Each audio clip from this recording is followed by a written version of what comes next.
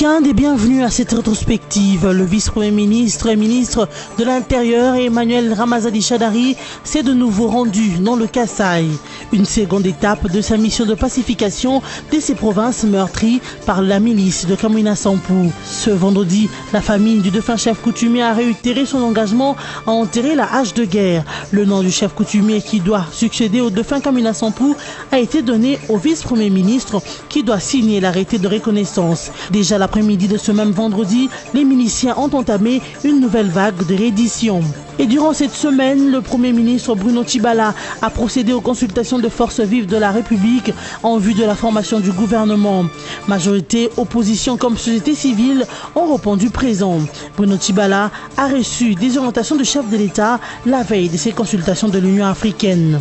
Enfin, les États-Unis d'Amérique a largué sa plus puissante bombe non nucléaire en Afghanistan en direction de sites occupés par les groupes État islamiques dans la région. Cette bombe a causé la mort de 36 djihadistes et tout a été fait pour éviter les victimes civiles, ont indiqué les autorités afghanes. Le président de la République, Joseph Kabila Kabange, a demandé le mercredi 12 avril dernier au ministre congolais de la Justice de prendre urgemment les dispositions pour l'ouverture des enquêtes au Kasaï. C'est dans un communiqué de la présidence que cette décision consécutive au discours du chef de l'État du 5 avril dernier devant les congrès a été annoncée. Le chef de l'État congolais appelle le parquet et auditorat compétents à pouvoir ouvrir les enquêtes et à diligenter celles déjà en cours en vue de rendre justice aux victimes des atrocités commises dans ces provinces par les miliciens qui se réclament de Kamwina Sampou. Vous vous souviendrez que dans son discours devant les deux chambres du Parlement réunies en congrès le 5 avril dernier, le chef de l'État avait condamné en des termes sans équivoque les violences qui secouent la province du Kasaï, d'où la réalisation de la promesse donnée par le président Joseph Kabila à travers sa demande aux instances judiciaires compétentes d'ouvrir les enquêtes dans cette partie éplorée du pays. Le président de la République a présidé samedi 7 avril une importante réunion avec 10 gouverneurs de province pour faire l'évaluation de la mise en œuvre du programme de réunion de la RDC par route. Le porte-parole des gouverneurs, Julien Paluku Kahonga, a rappelé le souci majeur de Joseph Kabila de faciliter la circulation des biens et des personnes d'un point à l'autre sur toute l'étendue du territoire national. Un voyageur devrait pouvoir partir de Matadi à Kananga par route, de Bukavu à Lubumbashi, de Mbandaka et Kananga.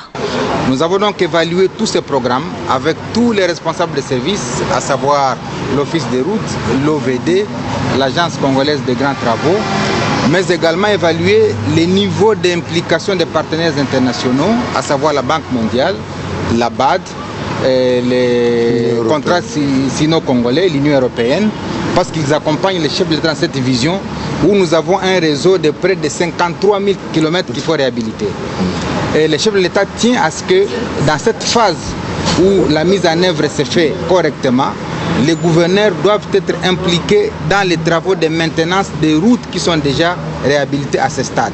En attendant, Julien Paluku a jugé très positif ce travail qui, à ce jour, a porté sur un ensemble de 53 000 km réalisés en quelques 15 années, ce qui représente 10 fois plus que la colonisation avait réalisé en 80 ans. Outre l'évaluation du plan de réunification de la RDC par route, la réunion présidée par le chef de l'État a également évalué le programme d'aménagement ou de réaménagement des aéroports nationaux et internationaux.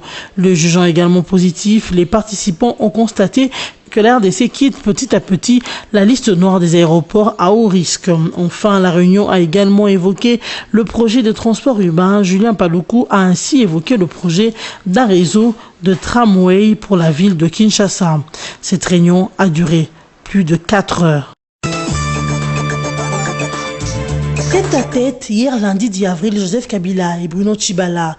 Une première rencontre depuis sa nomination en tant que Premier ministre. En croire Bruno Tshibala, il a reçu des orientations du chef de l'État pour la formation rapide du nouveau gouvernement de transition. Au sortir de l'audience, le Premier ministre attaché à l'accord de la Saint-Sylvestre a lancé un vibrant appel à ses camarades de l'UDPS ainsi qu'à ceux d'autres partis à soutenir son gouvernement et les institutions de la République. J'ai dit au président qu'étant formé à l'école Étienne Tshisekedi, non seulement la confiance placée en moi ne sera pas déçue, j'entends également faire tout ce qui est amont possible pour que l'accord du 31 décembre soit appliqué efficacement. Je rassure les camarades de l'UDPS en leur disant que je serai toujours fidèle aux principes de valeur de notre parti. Je lance un vibrant appel à tous les Congolais de soutenir le gouvernement d'union nationale et toutes les institutions en vue de l'organisation des élections apaisées, crédibles et transparentes. Le président de la République vient de me donner des instructions et des orientations en vue de la formation du gouvernement dans le plus bref délai. Je dois dire que nos entretiens se sont très bien passés dans un climat de confiance et de compréhension. Le président a donné des orientations parce que l'objectif, c'est de réussir. Il y a des défis majeurs, l'organisation des élections, l'amélioration du cadre macroéconomique, question de sécurité. À toutes ces questions, sous la direction du gouvernement, nous allons nous y employer avec la volonté et la détermination de réussir. Sachez aussi que Bruno Tshibala débute ce mardi 11 avril à la Cité de l'Union africaine les consultations avec le Rassemblement, la société civile et la majorité présidentielle en vue de la formation du dit gouvernement. Le programme prévoit pour ce mardi 11 avril à 14h les échanges avec les plateformes du Rassemblement et la société civile non signataire de l'accord du 18 octobre 2016. Le mercredi 12 avril, les consultations se poursuivront avec la majorité présidentielle, l'opposition signataire de l'accord du 18 octobre, l'opposition républicaine et la société civile signataire de l'accord du 18 octobre 2016. La liste des propositions et les noms des candidats ministrables devront être déposés le jeudi prochain. Addis Abeba a pris acte de la nomination de Bruno Tshibala au poste du Premier ministre de la RDC grâce à la diplomatie offensive de Cheo Okitundu, ministre RD congolais des Affaires étrangères. C'est au cours de sa réception mercredi 12 avril à Addis Abeba par le président de la Commission africaine, Moussa Faki, que Cheo Okitundu a évoqué la situation politique de la RDC. Après cet entretien, le président de la Commission africaine a pris acte de la nomination de Bruno Tshibala et a souhaité la mise en œuvre rapide du Conseil national de suivi de l'accord ainsi que la formation d'un gouvernement ouvert à toutes les composantes issues des consensus de l'accord de la Saint-Sylvestre. En ce qui concerne l'organisation des élections, le patron de la diplomatie congolaise a fait savoir à Moussa Faki que des avancées ont été enregistrées dans le processus d'enrôlement des électeurs par la CENI qui compte à ce jour plus de 24 millions d'électeurs. Ici est de rappeler que Félix Tshisekedi, président du Rassemblement LMT, avait été reçu lui aussi mardi 11 avril par le même Moussa Faki. Ensemble, ils ont discuté de la crise politique actuelle en RDC et principalement de la mise en œuvre de l'accord de la Saint-Sylvestre. Ce voyage de Cheo Okitundu intervient quelques jours après la tension avec la communauté diplomatique occidentale basée à Kinshasa. L'Union européenne, les États-Unis, la France et la Belgique ont émis des réserves sur la nomination de Bruno Tshibala au poste du Premier ministre, ce qui a poussé le chef de la diplomatie congolaise à mettre en garde les diplomates occidentaux. Nouvelle escalade diplomatique entre la République démocratique du Congo et la Belgique.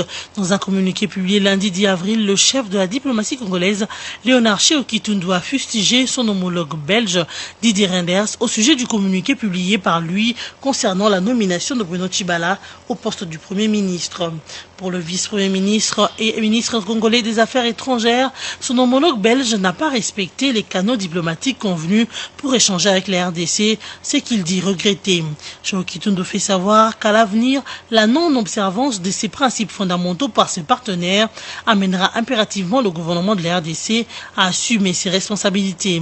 Le ministre congolais des Affaires étrangères a rappelé à son homologue belge que la RDC est un pays souverain au même titre que le Royaume de Belgique. D'où le respect nécessaire des principes fondamentaux de la Charte des Nations Unies, à savoir l'égalité souveraine de tous les pays membres, l'égalité de droits des peuples et de leur droit à disposer d'eux-mêmes, les principes du droit international. Cette protestation de Léonard Cheo Okitundu intervient contre la dernière publication du vice-premier ministre belge indiquant que la nomination de Bruno Tshibala s'écarte de l'esprit et de la lettre de l'accord de la Saint-Sylvestre. C'en est fini. Le Premier ministre Bruno Tshibala a bouclé ses consultations en vue de la formation du gouvernement de large union nationale mercredi 12 avril à la Cité de l'Union africaine. Le mercredi, Bruno Tshibala a reçu la délégation de la majorité présidentielle conduite par son secrétaire général Oba Minaku Njalanjoko. Au sortir de l'audience leur accordée par le chef du gouvernement, Oba Minaku a annoncé que sa plateforme déposera la liste de ses membres qu'elle propose pour la formation du nouveau gouvernement dans les 48 heures. Il a aussi indiqué qu'il faut respecter tout ce qui a été conclu jusqu'à l'arrangement particulier avant de réaffirmer le soutien de la majorité présidentielle au Premier ministre Bruno Tshibala. Par ailleurs, le Premier ministre a aussi consulté les membres de l'opposition signataires de l'accord du 18 octobre 2016. Vital Kamerhe, son coordonnateur, a fait savoir que sa composante ne ferait pas la figuration dans le nouveau gouvernement. Accompagné de José Makila, Azaria Sourouberoa et Steve Mbikai, Vital Kamerhe a aussi déclaré que ce gouvernement doit être d'union nationale avec pour objectif l'organisation des élections. Sauf changement de dernière minute, le nouveau gouvernement pourrait être publié dès le début de la semaine prochaine, a annoncé Tshibangou Kalala de la dynamique de l'opposition au sortir de l'audience leur accordée par le Premier ministre. Ici est de signaler qu'à la veille des consultations, le nouveau Premier ministre Bruno Tshibala a confié avoir reçu des orientations du chef de l'État en vue de la formation du dit gouvernement dans le plus bref délai. Cacophonie au sein du rassemblement El Félix Tshisekedi à Limete. Les divergences de vues naissent entre les partisans de Moïse Katumbi et ceux restés fidèles à Félix Tshisekedi, notamment le G7 et la coalition des amis de Tshisekedi 4 en sigle, dirigée par Lisanga Bonganga. L'on se souviendra que, pendant que le Premier ministre Bruno Tshibala consultait à la Cité de l'Union africaine pour la formation du nouveau gouvernement, Pierre Lumbi, président du comité des sages de l'aile Limete, avait signé un communiqué par le biais duquel il annonçait la non-participation de sa plateforme au gouvernement Bruno Tshibala et rejetait toute consultation à cet effet. Avant d'ajouter que la plateforme n'avait envoyé personne pour la représenter aux consultations de la Cité de l'Union africaine. Une situation qui a mis mal à l'aise l'autre courant du RASOP El Limete. Il s'agit notamment de la coalition des amis de Tshisekedi. Son coordonnateur Jean-Pierre Lisanga Bonganga a dénoncé jeudi 13 avril le dictat des Katumbistes avant d'annoncer que son candidat n'est pas Moïse Katumbi mais Félix Tshisekedi. Il a aussi fait savoir que le moment était venu de dire tout haut qu'au sein du rassemblement de Félix Tshisekedi, il y a deux camps, les Katumbistes et les Tshisekedistes. La CAT a donc droit de réfléchir sans interdiction de qui que ce soit, a-t-il martelé. Jean-Pierre Lisanga Bonganga, avec un autre groupe d'autres membres de la coalition, se présentant comme Tshisekedistes, ont été reçus en consultation par Bruno Tshibala à la Cité de l'Union africaine. Ils ont reconnu que la nomination du Premier ministre Bruno Tshibala s'est réalisée sur la base de l'accord du 31 décembre. Néanmoins, ils exigent la signature de l'arrangement particulier resté sans issue à la Senco. Un impressionnant dispositif sécuritaire a été remarqué ce lundi 10 avril à Kinshasa, et ce, pour barrer la route à la manifestation politique souhaitée par le rassemblement El Félix Tshisekedi et Lumbi de Limete. Le porte-parole de la police nationale congolaise, le colonel Pierrot Mwanamputu, a affirmé dimanche 9 avril que la PNC empêchera l'exercice de toute manifestation publique à caractère politique non autorisée à travers toute l'étendue du territoire national, avant d'ajouter que l'institution dont il est le porte-parole veillera à assurer la protection de la population et de ses biens. Le colonel Pierrot Mwanamputu réagissait justement à l'appel lancé par le rassemblement à la population pour exiger l'application de l'accord du 31 décembre. Selon la police, cette marche prévue pour ce lundi 10 avril a été interdite par l'hôtel de ville de Kinshasa. Par conséquent, la PNC avait mis en place un dispositif sécuritaire dans les points chauds de Kinshasa pour disperser tout attroupement et décourager toute velléité criminelle et, au mieux, parer à la commission des actes répréhensibles, a-t-il ajouté. Il a aussi précisé que les unités des forces armées de la République démocratique du Congo ont été appelées en renfort pour prêter main forte à l'action de la police et donner force à la loi. Réveillée timidement, la ville de Kinshasa avait repris sa vie normale dans les débuts de l'après-midi. Manifestation du RASOP limitée à Kinshasa, sans celui qui l'a réclamé et signé, Félix Tshilombo Tshisekedi, qui a pris son avion le dimanche 9 avril pour Addis Abeba en Éthiopie, un jour avant les manifestations. Une fuite en avance, se demande-t-on, l'avenir nous en dira plus. Le fils du leader Maximo a voyagé à bord d'un appareil d'Ethiopian Airlines pour se rendre à Addis Abeba sur invitation de l'Union africaine, selon la radio Top Congo FM, citant Augustin Kabouya, porte-parole de l'UDPS, qui a confirmé son déplacement. Selon le porte-parole de l'UDPS, le président du rassemblement s'est déplacé pour un grand rendez-vous qui relève de ses fonctions au sein du Rassemblement limité et de l'UDPS. Il a donc fait ce déplacement en sa qualité de secrétaire général adjoint de l'UDPS en charge des relations extérieures, a dit à Top Congo FM Augustin Kabouya, porte-parole de l'UDPS. Il a par ailleurs ajouté que Félix Tshisekedi pourrait, après l'Éthiopie, se rendre en Europe vu le volume de son agenda et qu'il peut rentrer après l'étape éthiopienne ou continuer sa tournée. Pourquoi alors appeler à la désobéissance civique et prendre la fuite pour l'Europe? Le peuple congolais n'est-il pas fatigué de ce type d'appel? La population aimerait voir Félix Tshisekedi à la tête de ces manifestations qu'il initie lui-même et non voir sa jeunesse sacrifiée pour des causes dont elle ne maîtrise pas les contours. Prévue pour ce lundi 10 avril, la marche du rassemblement n'a plus eu lieu. Les rues de la capitale congolaise étaient plutôt désertes. Cette manifestation du rassemblement dite pacifique n'a pas eu d'effet escompté, mais au parti d'Etienne Tshisekedi, l'on parle d'une grande victoire pour le rassemblement et l'UDPS qui ont choisi de changer de stratégie pour cette journée. Nous avons changé de stratégie, simplement nous avons évité les carnages. Il y a des carnassiers qui sont là et comme tout le monde le sait, nous n'avons pas voulu des pertes en vie humaine. Mais comment pour un gouvernement, vous avez une journée totalement morte où les gens n'ont pas travaillé? Mais c'est une démonstration des forces de l'opposition, une démonstration des forces du rassemblement. Donc les gens ont obéi à notre mot d'ordre. Les gens se sont rassemblés dans divers endroits, il y a eu des marches, mais effectivement, on n'a pas abouti à un endroit pour nous rassembler tous, chose voulue par nous. Parce que nous savons que ces gens-là allaient tuer, et pour éviter les tueries, nous avons réagi dans ce sens-là. Un bilan qui consacre une grande victoire pour le rassemblement et l'UDPS. Le peuple congolais, d'une manière générale, a démontré qu'il est derrière le rassemblement. Donc, ils me poseront la question, mais vous avez programmé une marche, mais finalement, il n'y a pas eu marche. C'est que le matin, M. Kabila a militarisé la ville, je dirais même surmilitarisé la ville, et le peuple a contourné ce qui pouvait tourner à l'effusion des sangs. Ce qui pouvait tourner au carnage, comme ce fut le cas le 19 septembre, à une stratégie qui a vraiment démontré à la face du monde que le peuple a obéi au mot d'ordre du rassemblement et de l'UDPS. Du côté de la MP, c'est un échec du RASOP. Obaminakou, secrétaire général de la majorité présidentielle, demande à l'opposition d'en tirer des leçons. Ça a été un échec cuisant. Moi, je crois que pendant de longs mois, l'opposition a usé de subterfuges pour faire croire qu'elle pouvait manipuler la population et qu'elle pouvait provoquer un déferlement populaire. Non, l'opposition congolaise n'a jamais été capable à ce sujet. Archi faux.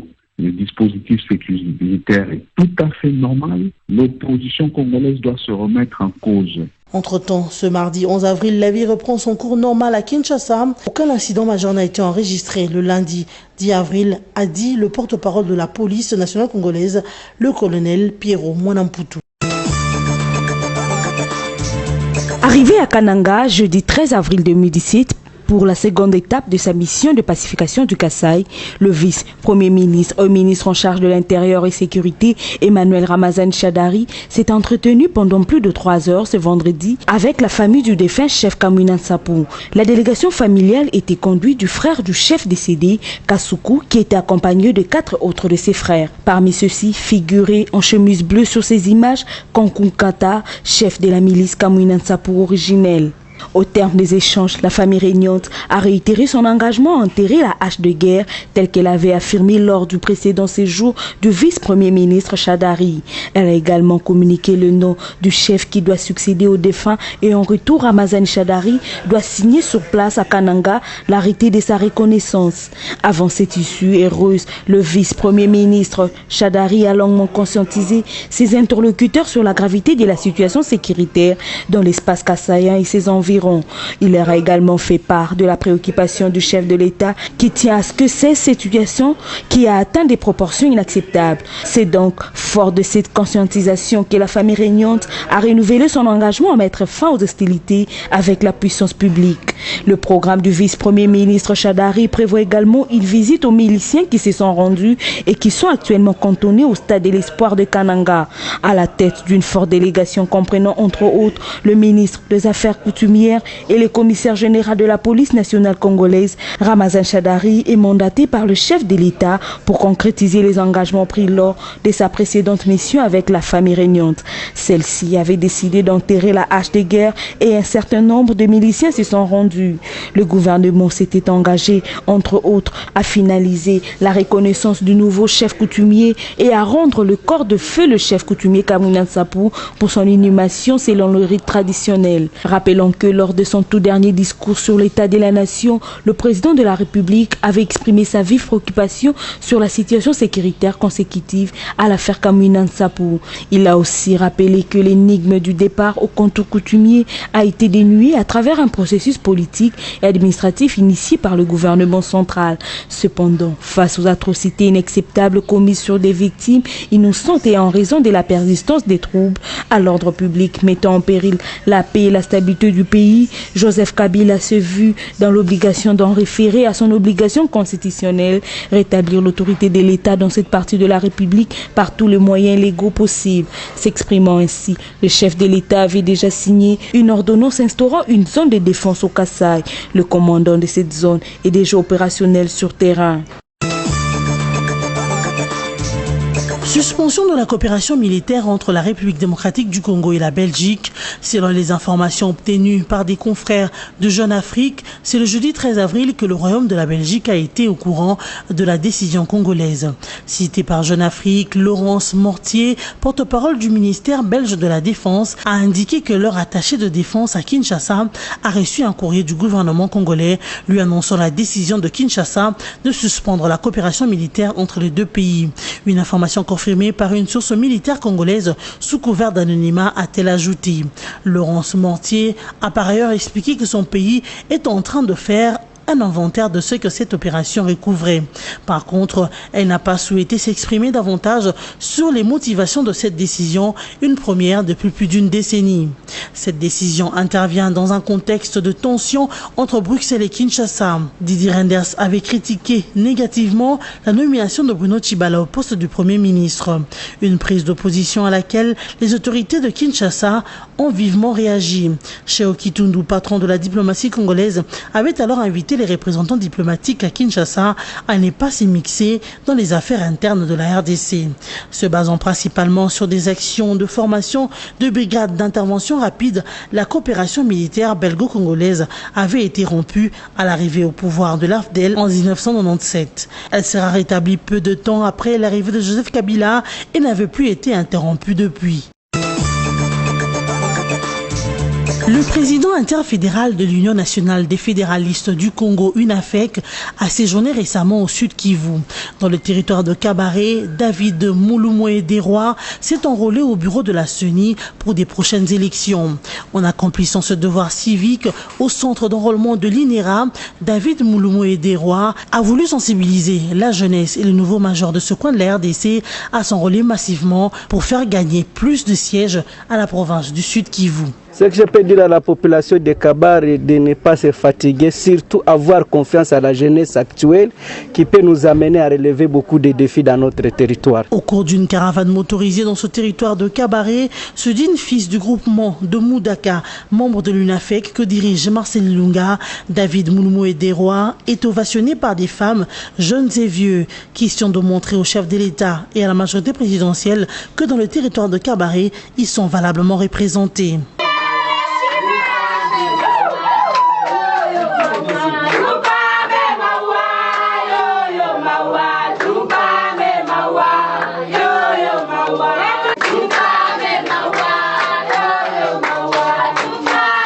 Le secrétaire exécutif de l'UNAFEC Sud Kivu s'est dit fier de voir l'un des fils du terroir accomplir son devoir civique en incitant ses pairs à emboîter les pas. Ici est de noter que David Mulumwe Deroy est celui qui a implanté l'UNAFEC dans les villes de Kindu, Goma, Bukavu et Kisangani. Il vise à propager la vision de Joseph Kabila, notamment celle du retour de l'autorité de l'État, de la paix et de l'unité nationale. En sa qualité du président du club de football Tigre Sport, David Mulumwe Deroy s'est fait accompagner des footballeurs, des jeunes du cabaret et de la Ligue des femmes de l'UNAFEC qui sont venus lui témoigner leur reconnaissance pour l'intérêt qu'ils manifestent pour la jeunesse du Sud Kivu. Une bombe américaine de destruction massive par souffle non nucléaire a été larguée jeudi soir dans l'est de l'Afghanistan par les États-Unis.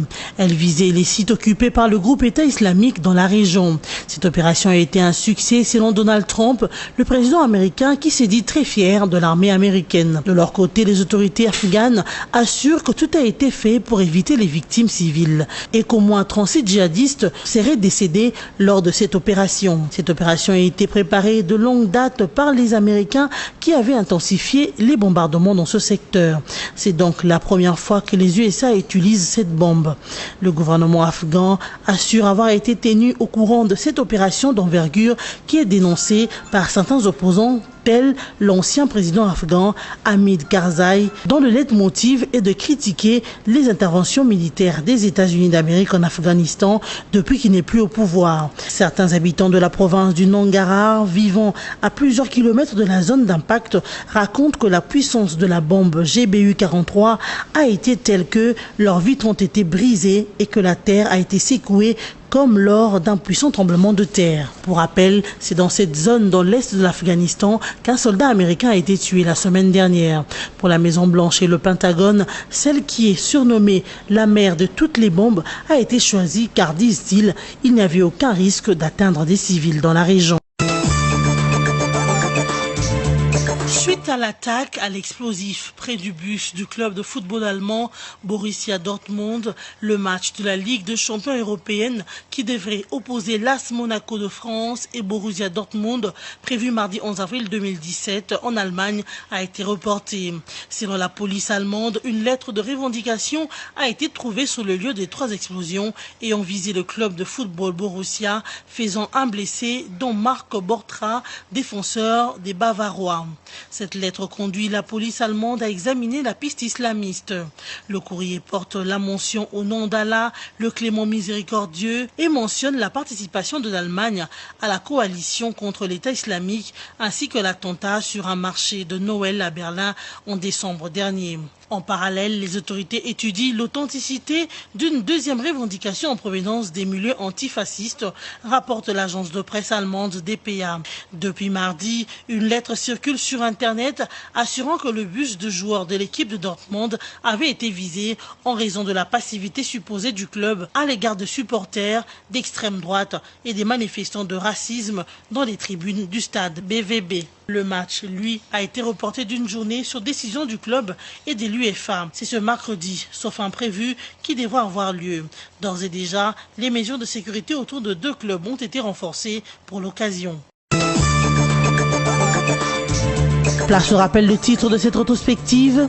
Le vice-premier ministre et ministre de l'Intérieur Emmanuel Ramazani Shadari s'est de nouveau rendu dans le Kasaï, une seconde étape de sa mission de pacification de ces provinces meurtries par la milice de Kamwina Sampou. Ce vendredi, la famille du défunt chef coutumier a réitéré son engagement à enterrer la hache de guerre. Le nom du chef coutumier qui doit succéder au défunt Kamwina Sampou a été donné au vice-premier ministre qui doit signer l'arrêté de reconnaissance. Déjà l'après-midi de ce même vendredi, les miliciens ont entamé une nouvelle vague de reddition.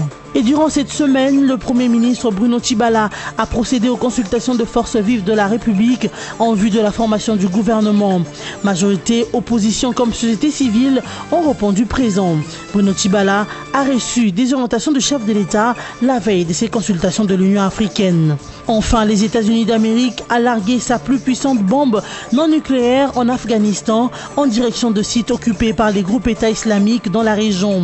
Cette bombe a causé la mort de 36 djihadistes et tout a été fait pour éviter les victimes civiles, ont indiqué les autorités afghanes. C'en est fini pour ce soir. Excellent week-end à vous.